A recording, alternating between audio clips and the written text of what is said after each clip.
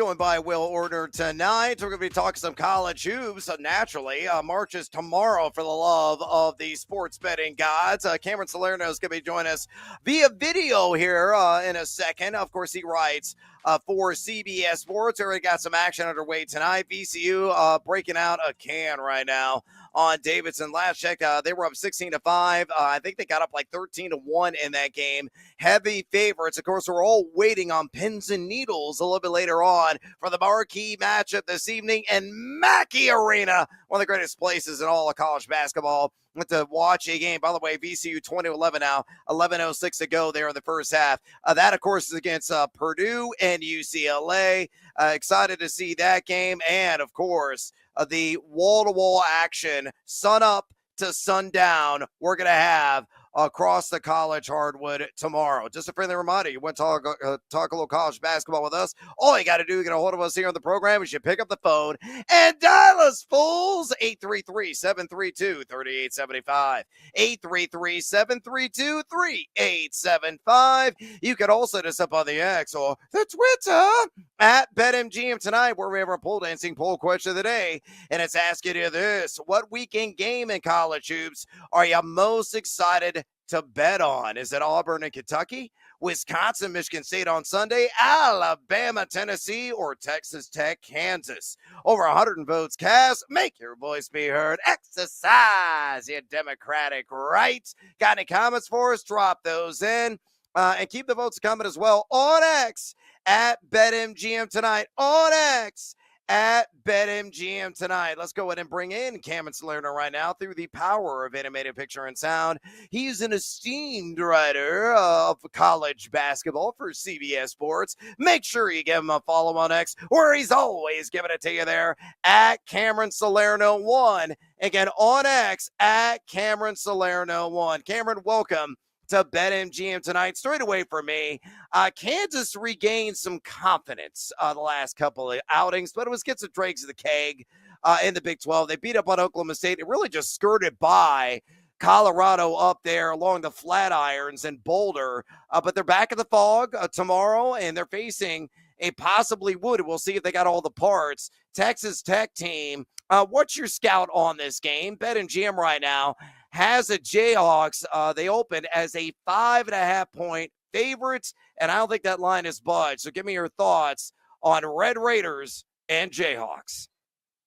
Well, thanks for having me on. And just I want to say, first off, it's almost March, best time of the year. We talked about it off Yes. there. I'm so excited for March Madness, so just so thankful that the calendar has reached March. About, this game this weekend, I will say, Texas Tech has been kind of banged up as of late, and I know they might get some key players back. It's not 100% sure. But I will say, first off, JT Toppin is incredible. I know people who watched him maybe last year. If you're a Mountain West sicko, if you stayed up late on the East Coast or on the West Coast, you maybe saw him play last year. But he's an absolute stud. I think he's an All-American candidate. He's been just playing incredible. I think he had a stretch where he scored 25 plus and of I think 3 or 4 games. So just really good player. And for Kansas, I think the biggest question mark for this team is how are they going to shoot the 3 ball? Against Oklahoma State, they had one of their best 3-point outings of the season.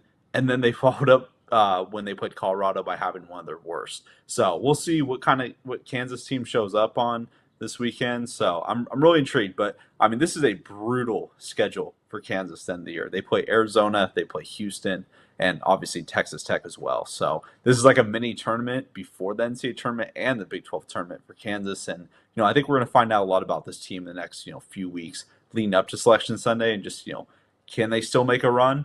They were the preseason number 1 team, and I didn't really buy it. I would have had Alabama as my preseason number 1 team coming into the season.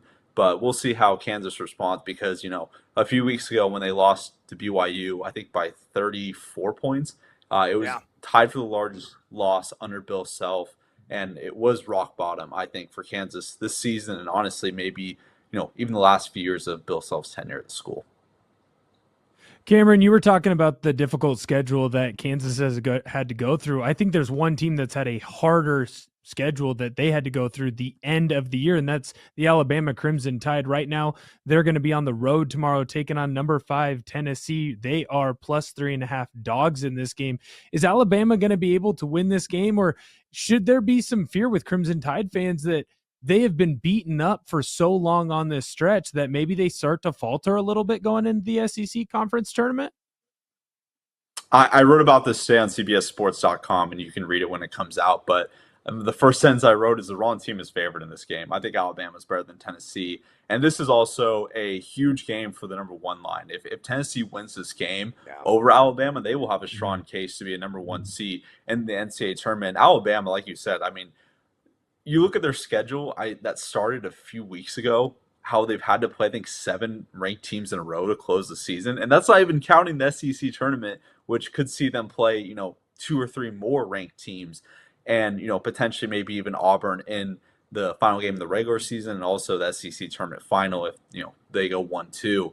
But I really love this Alabama team. I mean, it starts and ends with Mark Sears. Like, if Mark Sears is on his A game, Alabama is going to go far in the NCAA tournament again. But it doesn't even stop with Sears either because they are one of the deepest teams in college basketball. I love their roster. LeBaron Philon is one of the most fun freshmen in the sport. I think him and Mark Sears in the backcourt together is just a fun pairing. So I really love this Alabama team, and I think they're going to, win and cover outright on the road.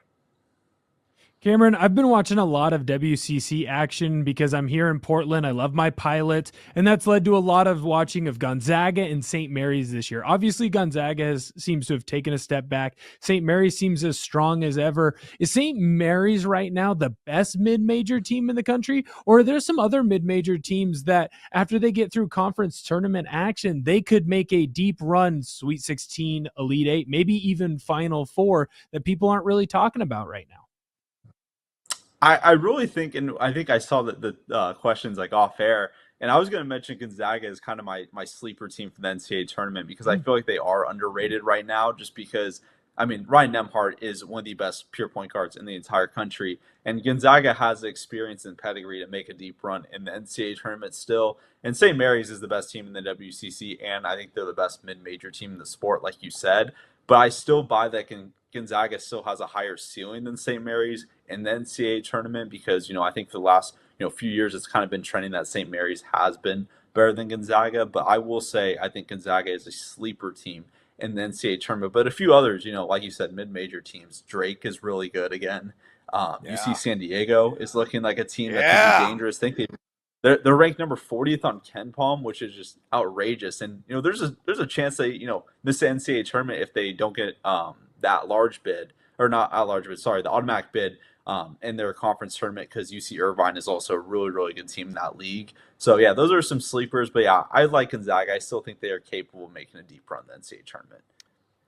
Yeah, certainly been a bit of an advanced metrics darling this year. Gonzaga is without the quality wins. We're talking right now to Cameron Salerno, is a writer for CBS Sports. Make sure you follow him on X, where he's always giving it to you there at Cameron Salerno 1. Again, on X at Cameron Salerno 1. Cameron, let's turn to Sunday. The Big Ten regular season title could be decided as Wisconsin travels to East Lansing to face Michigan State, and Illinois heads to Ann Arbor to square off against the Michigan Wolverines. So they both could have went on a half quarter of those Mitten State teams. We'll find out which one of those squads from Michigan do you feel is the most vulnerable this weekend? And do you believe, though, conversely, maybe both emerge victorious? So what are your thoughts on Wisconsin, Michigan State, and my Illini taking on Michigan on the road?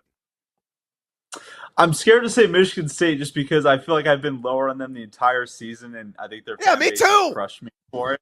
I know. I mean, that half court shot the other day was just unbelievable, and then for Michigan to follow up too, to win on a half court shot, that was pretty crazy. Shouts to Amari Burnett, stud. I watched him play in high school, so really good player. But going to Illinois is I think they are a dangerous team too. I mean, Kasparas Yakachunas is one of my favorite players in this upcoming draft. I think he can be a top 5 pick. So he's someone who I think is going to be a really fun player to watch in March Madness. But going to the games this week, and I think I have to say Michigan State is probably the more vulnerable team out of the bunch just because Wisconsin is so good. I mean, John Tonji is just an incredible player and a potential All-American type player. I mean, first-team All-American type player. So that's going to be a really tough matchup, but it is at Michigan State. If Michigan State wins, I mean, they are in a prime position to win the Big Ten title outright, potentially with another game against Michigan on, hanging in the balance. So I really like Michigan State. I think they are capable of being a deep NCAA tournament team, even though I said before the season they were going to finish, in the middle of the Big Ten standings. I was wrong. I'm Michigan State fans for underestimating Tom Izzo, but hey, you know what they say? It's March, so it's Tom Izzo time, and I think this team can make a deep run in the NCAA tournament. But going to Michigan too, Danny Wolf might be one of my favorite players to watch in college basketball. I saw him play earlier this season when they played USC. He reminds me a lot of Sengun on the Houston Rockets, just the way he moves and the way he plays.